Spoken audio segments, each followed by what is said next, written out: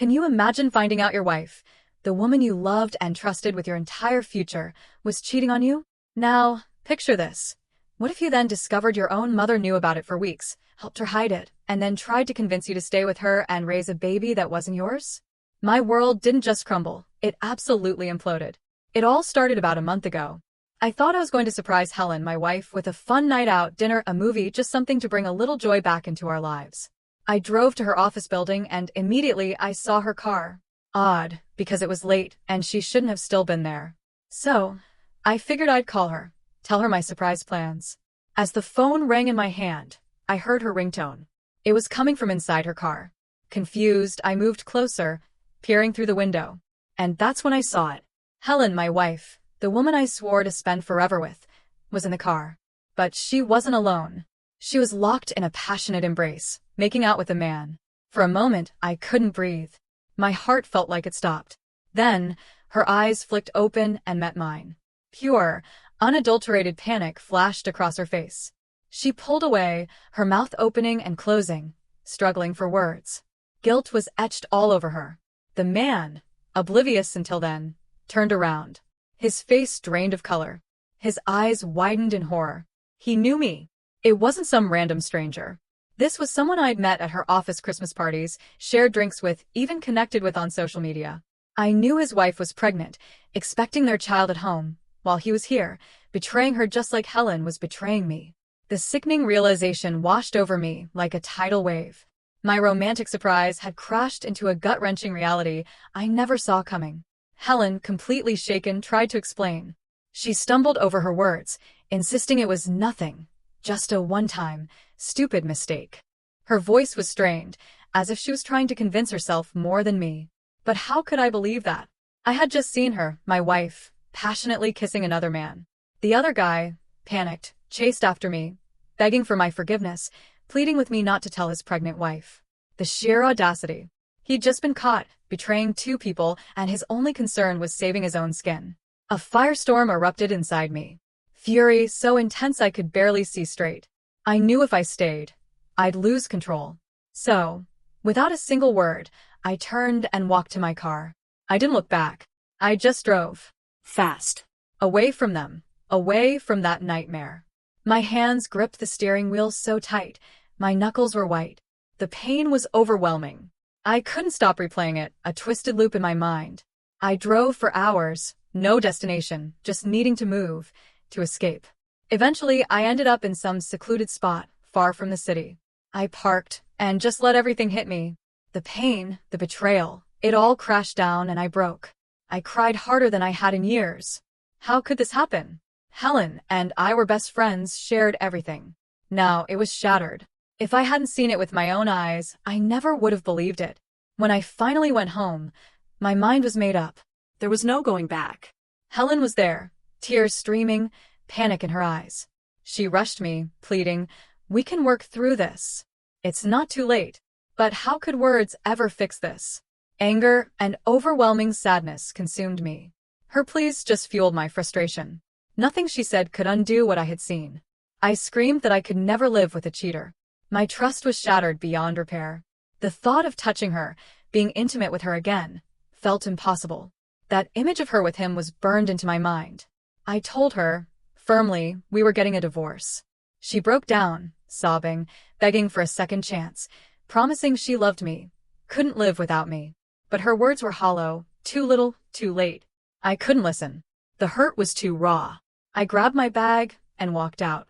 I checked into a cheap motel, trying to figure out my next move. For days, I'd wake up, go to work, come back, stare at the TV, and cry myself to sleep. I told no one. Ashamed. Embarrassed. How could I explain this to my parents, my friends? I was still processing the shock myself. My phone buzzed constantly with calls from Helen, but I couldn't bear it. Each time her name flashed, it was a punch to the gut. I ignored her. She even showed up at my office twice, but I refused to see her. Then about a week later, my dad called. I could hear the concern in his voice. "How are you? Where have you been?" Helen told us everything. My heart sank, but also a strange relief. The secret wasn't entirely mine anymore. Dad urged me to come home, stay with them. I was running on fumes, completely drained. I took his advice. When I pulled into their driveway, my parents were waiting. They pulled me into a tight hug. They didn't need words. My face, my disheveled state, said it all. They told me to rest. That quiet support was exactly what I needed. For the first time in days, I could breathe. Later that evening, we sat down to talk. I asked them what Helen had told them. My dad cleared his throat. Helen admitted to a stupid kiss, then spun it, saying I'd walked out impulsively, without giving her a chance. I shook my head in disbelief. How could she downplay it like that? I took a deep breath and recounted the whole story, from seeing her in the car to my world crumbling. My voice cracked. My hands shook. Dad was visibly shaken. He squeezed my shoulder, reassuring me. If I didn't want to stay with Helen, I absolutely shouldn't. He had my back. It felt good to hear. But Mom, she was quiet, her brow furrowed. Then she asked, "Have you really thought this through?" Her words stung. How could she ask me that, after everything I just poured out? I looked at her, frustration clear. Of course I have. My wedding vows mean everything, but this betrayal is too deep. How can I stay with a cheater? But Mom pressed on, gently, firmly. Maybe you could give Helen a chance to explain. She seemed so remorseful. She suggested we could work things out. My stomach twisted. The idea that my own mother was asking me to consider staying with the woman who betrayed me felt like a second betrayal. I was dumbfounded. How could she, of all people, support this? My dad must have sensed my anger. Before I could speak, he snapped at Mom. You have no right to defend a characterless woman like Helen over your own son. But Mom didn't back down. She argued that marriage takes compromise, that no one is perfect. She kept pushing. But the more she talked, the sicker I felt. The truth was, Mom had always loved Helen like a daughter. They'd been close since high school. Helen was family. For Mom, this wasn't just about me and Helen. It was about losing someone she cherished, someone she considered part of our family. Our families were intertwined, holidays, dinners, vacations. I understood her struggle, but it didn't change what Helen did. I appreciated her concern, but I wouldn't follow her advice. Over the next few days, I did what I had to do. I spoke with a lawyer. I planned to serve Helen the divorce papers at our place, but she insisted on coming to my parents' house. I agreed just to get it over with. Mom's unease was palpable, but I asked her not to interfere. When Helen arrived, she started with how much she missed me. Empty words. Mocking, almost. I told her to sit. My parents knew what was coming. Mom, though, greeted Helen with kindness, even a hug. My blood boiled. How could she be nice to someone who hurt me so deeply?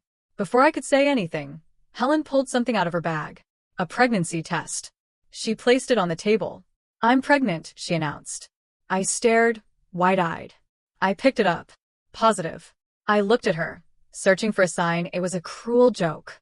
No. She just smiled. I'm pregnant with our baby. I scoffed. This isn't my baby. It's probably that other guy's. Helen looked shocked, offended. The affair was a mistake. We only slept together once or twice. I was careful, she insisted. Hearing her admit it, hearing once or twice, made me sick. I knew, deep down, but she never confirmed details. Now the truth was trickling out. People get pregnant even with protection, Helen. I cut her off, my voice sharp. There's a 50-50 chance this baby is mine. She was trying to frame this as some kind of salvation for our marriage. I handed her the divorce papers. Her face crumpled. She started to cry. For a moment, I wondered if it was guilt or fear of losing control. Mom rushed to her side, consoling her, whispering as if Helen was the victim. Then, she looked at me. You shouldn't burden a pregnant woman with divorce papers. This baby could solve everything. Forgive her. Go home. It felt like a slap in the face. Before I could respond, my dad stepped in, his anger boiling. He shouted at Mom, furious that she was supporting Helen. Without a paternity test, we have no proof. You shouldn't force him to take on this burden after her infidelity.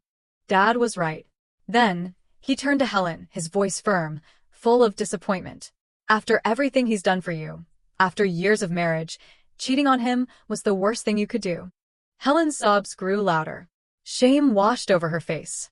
But it didn't change anything. What was done was done. In the weeks after that, Mom started acting strangely. Going out more, vague excuses, hours away, always on her phone, hushed tones. If I walked by, she'd end calls abruptly. It was too obvious. I asked if she was seeing Helen. She'd dismiss it, like I was imagining things. Dad noticed it too. Something wasn't right. Then, about a week ago, I was working from home. My laptop was acting up, so I asked Mom if I could borrow hers. She handed it over without hesitation. After my meeting, I was still working on it when a notification popped up. It was from Helen's number.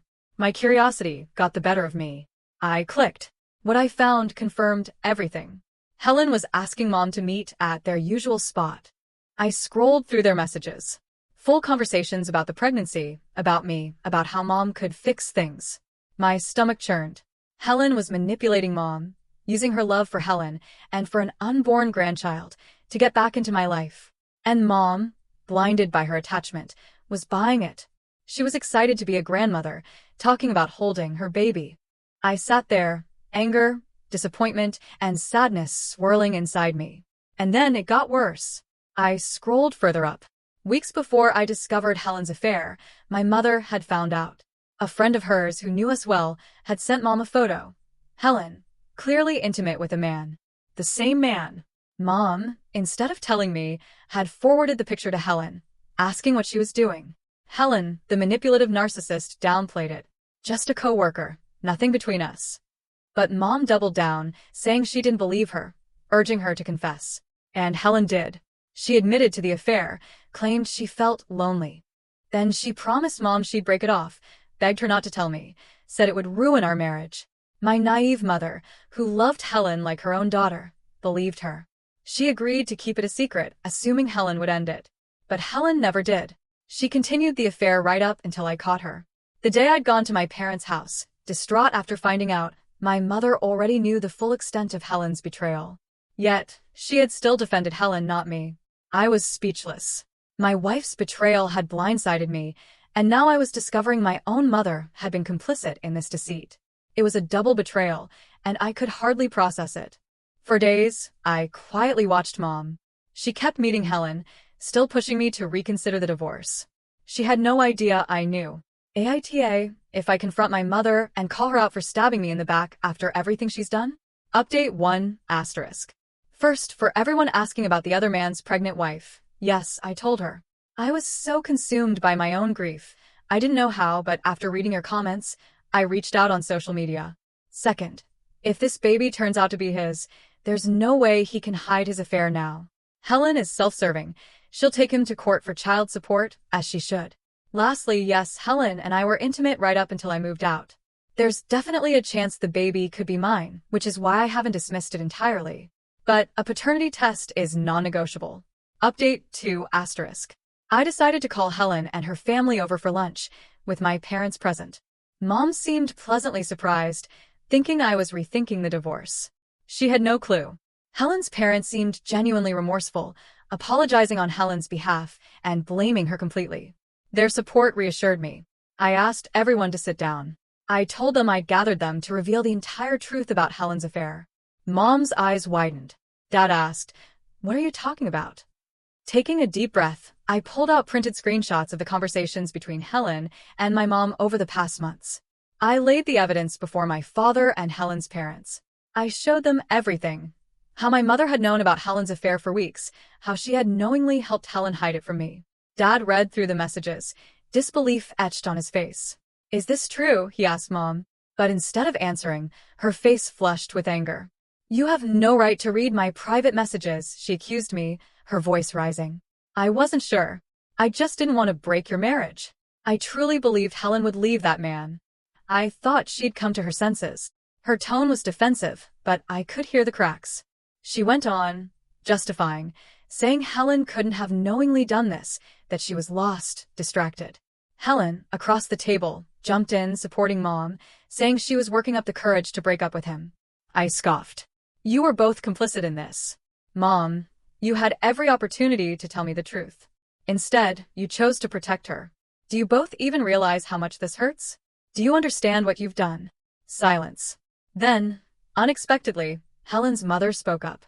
She turned to my mother, her tone firm but compassionate. She pointed out that Mom had been wrong to hide Helen's affair, suggesting that if she'd been honest from the start, I might have been spared this shame and trauma. Dad nodded in agreement, disappointment written all over his face. "You're as much at fault as Helen for supporting her through this," he said to Mom. "By trying to protect her, you only helped to break your son's trust. You should have known better." The weight of their words bore down on Mom. Her defenses crumbled. I turned to her, my voice trembling with anger and hurt. "Mom, as much as it pains me to know that Helen betrayed me, it hurts even more to see you continue to support my cheating partner. I never expected this from you." Our words finally struck a nerve. My mother's composure shattered. She burst into tears, the weight of her actions finally hitting her. She expressed her remorse, stating she had always wanted Helen and me to have a family, and it was hard for her to let that go. She truly believed we could fix things. But now, seeing my anguish, she promised to stop pushing. She kept saying, "I just wanted you to be happy." Since that incident, my mother has blocked Helen and promised to stay out of my divorce. Helen's parents and my dad agree with me and will push Helen to get a paternity test when the time comes. Update 3 asterisk. It's been almost 9 months. For everyone asking in my DMs, Helen gave birth, and we had the paternity test done. Turns out, I am not the father of the baby. Hell yes. I've since divorced Helen, and am now living peacefully in my own apartment. I'm truly happy with how my life has turned out, especially since I won't have to pay any child support. My mom and I have improved our relationship over time, and she continues to be no contact with Helen, just like she promised. This whole journey has been a roller coaster, from absolute heartbreak to a surprising sense of peace and vindication. It took a while, but standing up for myself and refusing to let others dictate my life was the best decision I ever made. What do you all think? Have you ever had to choose between family loyalty and what was right for you? I'd love to hear your thoughts and experiences in the comments below.